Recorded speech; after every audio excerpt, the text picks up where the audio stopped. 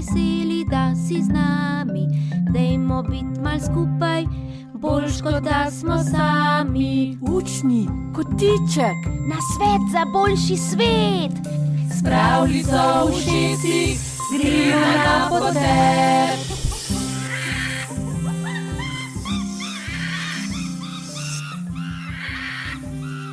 Živjo! Hello! Šenare, Dobar dan. Pozdravljeni šolarji in šolarke. vrtičkarji in vrtičkarke.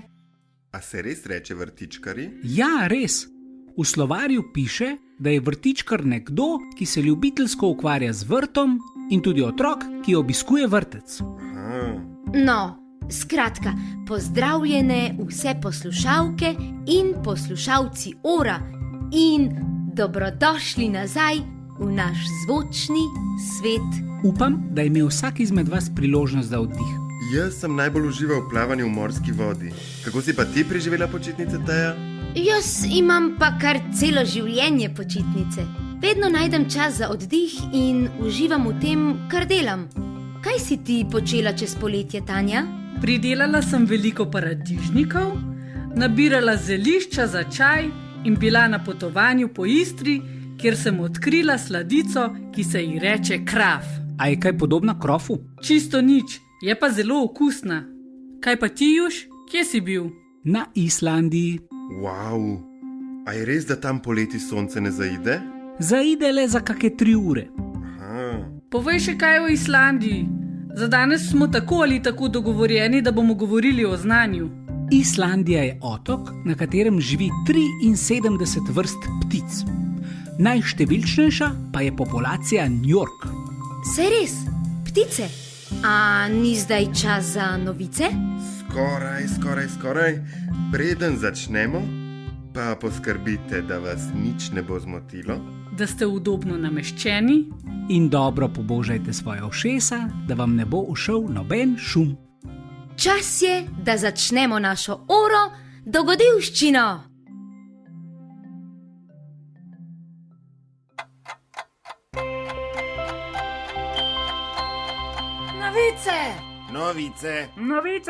Novice. Drage poslušalke in dragi poslušalci, lepo pozdravljeni ponovno v novicah. Že nekaj časa se nismo slišali in upam, da ste od zadnje oddaje doživeli veliko lepih trenutkov. Spet je čas, da pogledamo v nebo in pokramljamo z našimi letečimi prijateljicami. Živjo, Urana Tatjana! Poslušajte, letošnje poletje sem obiskala 4 svoje sestrične v sosednjih državah. In čeprav je do vsake manj kot 3 ure letenja, sem bila pošteno presenečena, ko sem vlekla na ušesa, kako so se ljudje pogovarjali. Tam, kjer živi moja prva sestrična, vrana Marjana, pticam rečejo učello. Tam, kjer pa živi druga sestrična, vrana Hanna, pa uporabljajo besedo fogel. Najbolj hecna pa je beseda, ki jo uporabljajo pod gnezdom sestrične vrane Romane. Modar. A veš, kako pa rečejo pticam tam, kjer je doma sestrična vrana Mirana? Kako? Ptica! Tako kot v slovenščini. Ljudje namreč govorijo različne jezike, nekateri so si med seboj bolj, nekateri pa manj podobni. Tako recimo marsikdo, ki govori slovensko, razume tudi hrvaško ali obratno, ni pa nujno. Madžarski jezik pa je čisto nekaj posebnega. Vsakdo se lahko tujega jezika nauči, na primer v šoli ali na tečajih, nekateri pa se tega podviga lotijo kar sami. Kdor zna tuje jezike, se lahko pogovarja s še več ljudmi, bere nove knjige in posluša novo glasbo. Skratka, tako si lahko odpira čisto nove svetove. Pa še tole, zadnje čase Sem slišala, bi nekateri radi uvedli denarne kazni za žaljenje politikov in drugih uradnih oseb. Sama pa menim, da nihče nima pravice žaliti drugih, ne glede na službo ali vrtec ali šolo, v katero hodi. Tako. Danke schön, Vrana Tatjana. Kaj pa Galeb Golobič? Kakšno je kaj stanje v oblakih? Pozdravljeni. Takole na začetku jeseni se temperature navadno znižajo. Počasi prehajamo v hladnejši del leta. Marsikdaj je pripravno za kakšen dan vnaprej vedeti, kakšno bo vreme. Naprimer, da lahko načrtujemo izlet v hribe ali delovno akcijo na vrtu ali kaj podobnega. Danes strokovnjaki za vreme, imenujejo se meteorologi, vreme napovedujejo s pomočjo matematike in fizike in vrhunskih naprav. Včasih pa so to počeli na druge, bolj enostavne, a manj zanesljive načine. Če je nebo nad obzorjem zelo temno modro ali črno, to največkrat pomeni, da prihaja nevihta. Čez poletje je takšnih neviht kar nekaj, včasih pade tudi toča. Prav tako dež napovedujemo ptice, ki pred dežjem letimo precej nizko. Če pa je zvečer nebo rdečkaste barve, pa to pomeni... Da dedek Mraz peče piškote. Kaj? Kdo je to rekel? No, torej, če pa je zvečer nebo rdečkaste barve, pa to pomeni, da bo vreme lepo. Ljudje so skozi zgodovino za napovedovanje vremena uporabljali različne načine, to znanje pa so prenašali iz roda v rod. Obstaja celo neka žaba, ki se v nemščini imenuje Wetterfrosch ali vremenska žaba. Kadar se je zadrževala na suhem, so ljudje pričakovali padavine. Kadar pa je šla v vodo, so pričakovali suho vreme, brez dežja. A ni to zanimivo? Koliko enega znanja kroži med ljudmi in v koliko različnih oblikah. Nasvidenje! Pa res, Galeb, hvala za koristne nasvete. Se bom večkrat ozrla v nebo, preden bom vzela dežnik. Sem ga že tolikokrat prinesla suhega domov. Kaj pa je kaj novega v svetu znanosti? Prav lepo pozdravljeni v mojem, hočem reči, našem in vašem znanstvenem novičniku. V Avstraliji, ki je država in tudi kontinent, hočem reči, na kontinentu Avstralija, v državi Avstralija, imajo dinozavrski laboratorij. V njem so analizirali kosti, hočem reči fosile pterozaura. Poimenovali so ga Tapungaka Šavi. Ugotovili so, da gre za največjega pterozaura, kar so jih kdaj odkrili. Saj je le njegova glava, hočem reči lobanja, dolga cel meter. Ni čudno, da je notri prostora za kar 40 zob. Fascinantno! Če bi to ptico, hočem reči pterozaura, videl ali videla danes, bi zagotovo mislila, da ti nad glavo leti zmaj. Saj naj bi čez krila meril dobrih 7 metrov. Veš, koliko je to? Ime Tapungaka pa izhaja iz jezika prvih prebivalcev Avstralije. Sestavljen je iz besede tapun, kar pomeni sulico, in ngaka, kar pomeni usta. Suličasta usta gospoda Šavija, ki je ta fosil odkril. Zato se mu reče Tapungaka Šavi. To bo vse. Nasvidenje! Tapungaka Šavi. To je pa nekaj novega tudi zame. Prava novica. In z njo se tudi poslavljam. Nasvidenje! Ej, a veš, kaj je rekel Branko Čopič? Cel življenje se učiš, ne samo iz knjig, iz življenja. Wow! Joj. Aha. Mogoče pa razumem. Joj, ne, spet je narobe. Tega pa res ne razumem. Hej, kaj pa je? V šoli smo se ravno učili nekaj novega pri matematiki, pa nikakor ne razumem. Trudim se, pa vseeno mislim, da mi sploh ne bo šlo v glavo. Verjamem, da bo šlo. Mogoče moraš kako drugače pogledati na nalogo in ubrati kakšno drugo pot. Morda pa potrebuješ še dodatno razlago in malo več vaje. Ampak nekateri v razredu pri matematiki sploh ne poslušajo, potem pa kar vse znajo. Verjamem. Jim matematika pač bolj leži. Kateri pa so tvoji najljubši predmeti? Zelo rad imam glasbo. Takoj prepoznam glasbila, pa tudi pojem kar lepo. Tudi športna vzgoja mi gre kar dobro. Sploh igre z žogo. Kaj pa tisti sošolci, ki jim gre dobro matematika? Kako pa se oni znajdejo, ko igrate med dvema ognjema? Kakor kdo. Nekaterim gre dobro, nekatere pa takoj zadanejo. No, ravno za to gre. Nekateri se bolj znajdejo na nekaterih področjih, drugi pa na drugih. Nekateri se hitreje naučijo matematiko, drugim pa gredo jeziki takoj v uho. Nekateri so super tekači, drugi pa obvladajo glasbene lestvice. Enim gre super naravoslovje, drugi pa si enostavno predstavljajo, v kakšnem prostoru se gibajo. To pa res. Sošolka Nina samo enkrat pogleda na zemljevid, pa točno ve, kje se nahaja. Druga sošolka Alja pa tako lepo pleše. Drugi vadimo in vadimo, pa se ne znamo tako lepo gibati, kakor se zna ona. Tako je. Včasih potrebujemo nekaj več vaje. Pomembno je, da odkrijemo, katera področja so nam všeč in kje smo dobri, pa tudi nekoliko šibkejša področja. Wow, pa še pomagamo si lahko med seboj. Jaz te lahko naučim košarko, ti pa mene množenje. Odlično, sem za. Res bolj slabo mečem na koš, sploh trojke vedno zgrešim.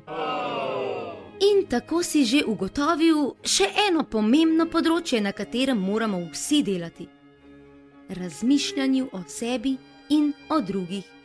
Tudi to je znanje, prepoznati, kako se počutimo in to znati sporočiti, pa tudi razbrati, kako se druga oseba počuti in se znati z njo pogovoriti. To ni kar tako. Res ne. Hvala za tole. Sem se kar malo pomiril glede matematike. Ali si pripravljena na uro košarke? Sem. Samo še žogo napumpam, pa pridem.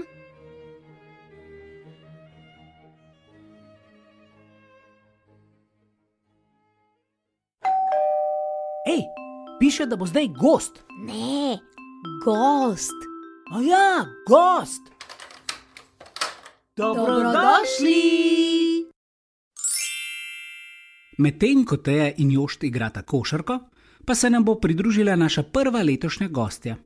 Spoznali bomo Dejo Kačič, učiteljico matematike, ki jo zanimajo tudi matematične uganke.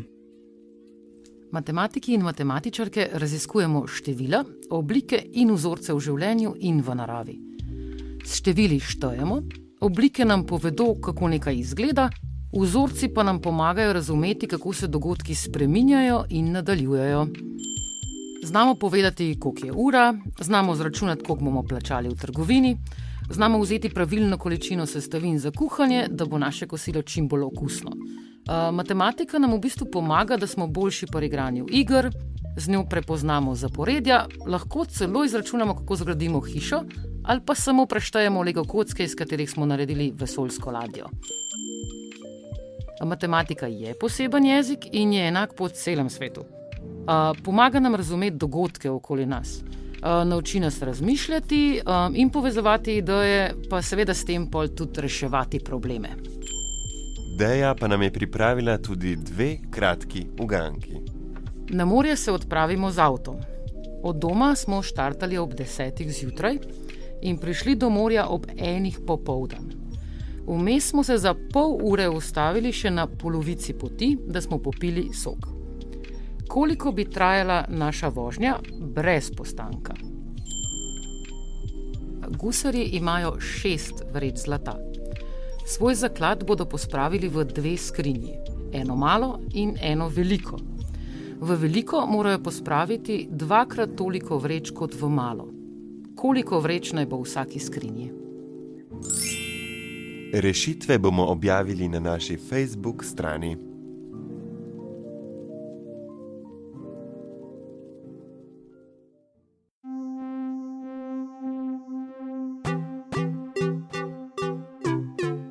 Za boljši svet.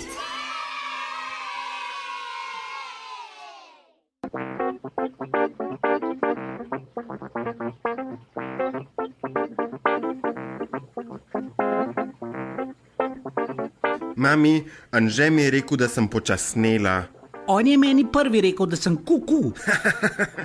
To pa res ni smešno, Lauro. Kako bi se pa ti počutil, če bi ti kdo rekel, da si kuku? Kaj pa to sploh pomeni? Ja, to pomeni, da si čiu. No, ko mi to reče v šoli, jim rečem, da so cepci in grem kar stran od njih. Zakaj pa greš stran? Ker mi ni všeč. Meni tudi ni všeč, da veš. Veste kaj? Predlagam, da vzameta na znanje, da se nihče ne počuti dobro, če je deležen zmerljivk in žaljivk, in se pogovorita o tem, kako sta se počutila. Kaj pa pomeni, da naj vzameva na znanje? No, da razumeta, da to nikomur ni prijetno. Aha, Ko se bosta pogovorila, pa napišita še 5 stvari, ki jih rada slišita o sebi. Jaz že vem. Meni je všeč, če kdo pohvali moje risanje in petje.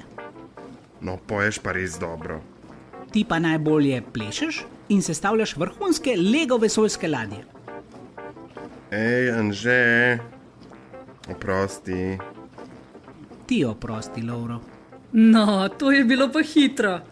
Naslednjič pa poskušajte zmerljivke uloviti, še preden jih izrečeta. Ja, kako naj pa to naredim? Saj nimam mreže. Preden poveš žaljivko na glas, preštej do 5.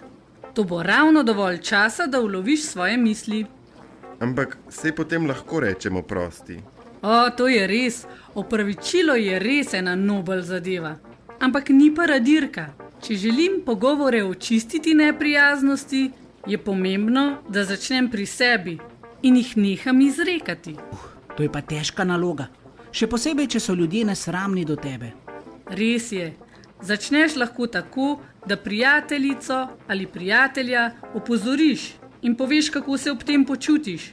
Zelo pomembno pa je tudi, da ne pozabimo ljudem okoli sebe povedati, zakaj se radi z njimi družimo. Vzeto na znanje. Vzeto na znanje. To me je pa spomnilo, da se moram sosedi zahvaliti, ker mi je posodila kosilnico. A ja, pa še to. Zelo sem ponosna na vaju, ker sta se tako hitro pobotala. Zdaj pa hitro napišita še 3 stvari, ki jih občudujeta drug pri drugem. Že piševa. Ja, že piševa.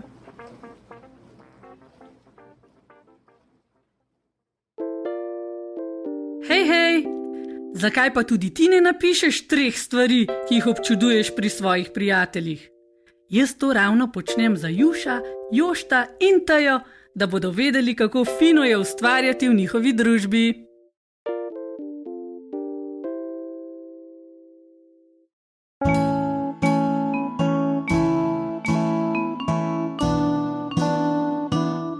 Pravljica. Današnjo pravljico je napisala Katarina Kesič-Dimic in ima naslov Slon pleza na drevo.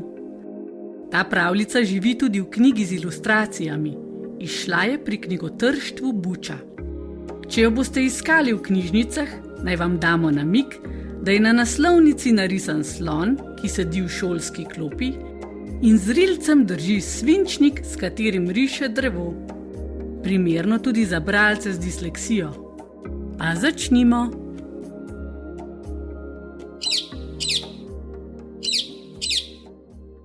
V šoli sredi afriške savane je vladal silovit red.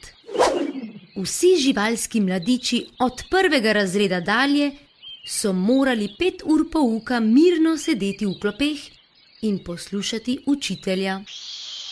Učitelj rdečeriti pavijan je bil silno spoštovan gospod, ki so se ga vsi bali.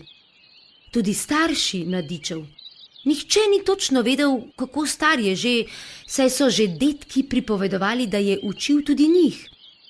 Gospod rdečeriti pavijan je zato vedno znal zabrusiti svojim učencem bridko na račun njihovih staršev.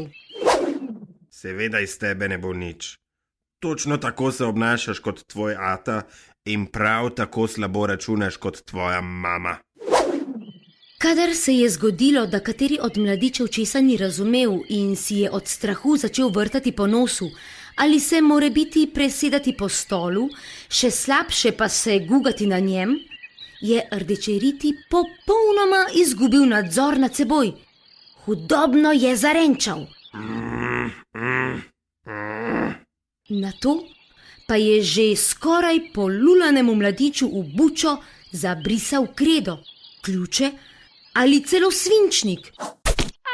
Mladiči šole niso marali, a kaj, ko je v šolo treba iti. Starši so si izmišljevali vse mogoče načine, da bi jih zjutraj spravili od doma, a so vsi po vrsti cmivhali in ihteli od strahu.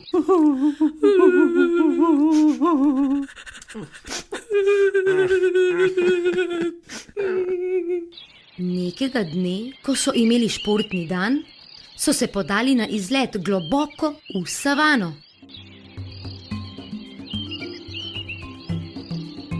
Učitelj rdečeriti si je zamislil čisto posebno nalogo. Poiskal je mogočno drevo, se ponosno postavil pod njega in glasno naznanil. Naloga je za vse enaka. Splezati morate na drevo. Više kot boste priplezali, boljša bo ocena. Skupinica mladičev se je začudeno pogledala.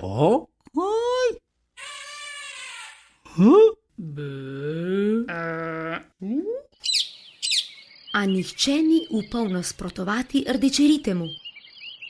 Levček in mali gepard sta se s svojimi ostrimi kremplji in gibčnimi telesi hitro povzpela do najvišjih vej.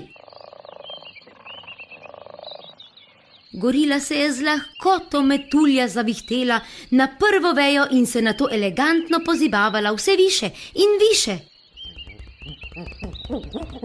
Mali Turako je razprl krila, žalostno pogledal proti ostalim sošolcem in se v strahu pred učiteljem pognal na veličastni vrh mogočnega in starega drevesa. Bravo, Turako! Ti dobiš najboljšo oceno. Ponosen si lahko nase, ker si tako uspešno rešil mojo nalogo. Prav tako Levček, Gepard in Gorila. Tudi vi ste bili zelo uspešni in vam bom tokrat malce pogledal skozi prste, ker niste uspeli splezati na sam vrh. Hitel je zapisovati petice v svojo redovalnico in jo nato trdo zaprl. Svinčnikom je začel neusmiljeno trkati po trdni platnici, potem pa si ga je zataknil za uho. Ob tej kretnji so vsi mladiči sklonili glave, saj so bili prepričani, da bo svinčnik poletel proti njim. A kar je sledilo, je bilo mnogo huje od svinčnikov. Logično, Slonček, da ne moreš opraviti svoje naloge. Predebel si. Prav tako kot tvoja mama. Tudi ona je imela v šoli same slabe ocene. In ti, nilski konj. Pri tebi doma samo sedite v mlakužah in se bašete s hrano. Nič čudnega, da si tako neokreten. Čudež bi bil, če bi bil kaj boljši od svojega gizdalinskega očeta. Še danes ni nič iz njega, tako kot tudi iz tebe nič ne bo. Ne maram vas! Učitelj je nadaljeval, saj je moral ošteti še 2 mladiča. O, žirafa, žirafa, kolikokrat sem ti že rekel, da ne vadiš dovolj, če bi se le malo bolj potrudila. Le kdo bi se hotel poročiti s tako nerodo? In ti, noj, vedno bežiš pred težavami. Življenje je kruto, navadi se tega. Ne misli, da te čaka kaj lepega v življenju. In kje boš končal? V jarku kot tvoj pijani ata? Slon je žalostno povesil pogled, žirafa je zajokala, noj je trepetaje skril svojo glavo pod perje. Mladiči na drevesih so bili sicer veseli odličnih ocen, a kljub temu se jih je držal grenak priokus izrečenega. Ni jim bilo vseeno za sošolce, a niso vedeli, kako bi jim lahko pomagali. Rdečeriti je začel pogledovati naokoli. Iskal je šibo, s katero bi po njegovem mnenju neukim upornikom naložil nekaj krepkih po zadnji plati. Tedaj pa so v daljavi zagledali približajoč se oblak prahu. Ko se je polegel, so lahko ugledali nosoroga modroglavega. Vrhovni poglavar savane, bistroumni lev me je razglasil za novega učitelja.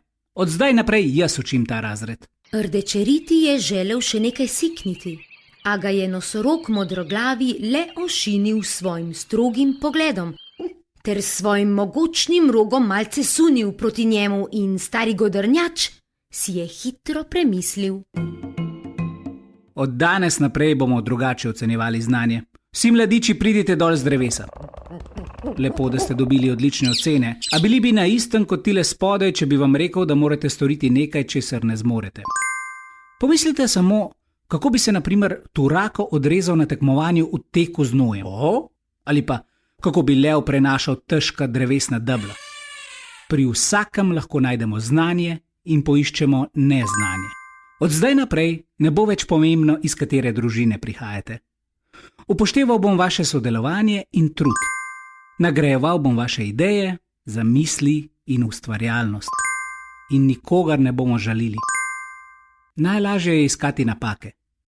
Od danes naprej ne bomo več iskali napak, ampak iskali znanje in razvijali talent, ki ga vsak od nas ima.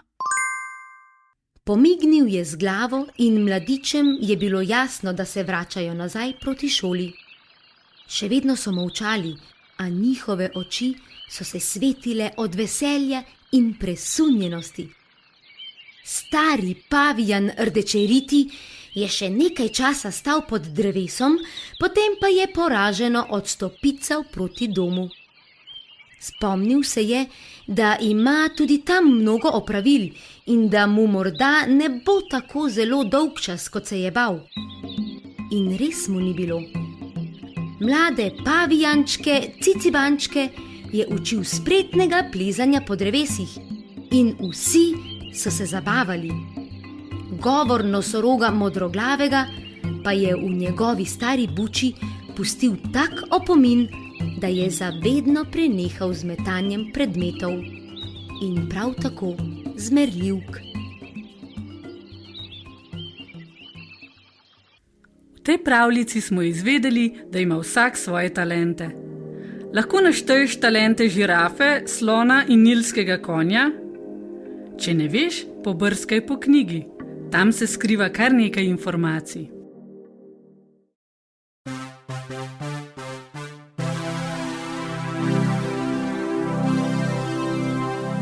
Še čestitka in pozdrav iz zvočnika. Čau, čau. Biseshedo. Doviđenja. Zajđen. Naslišanje.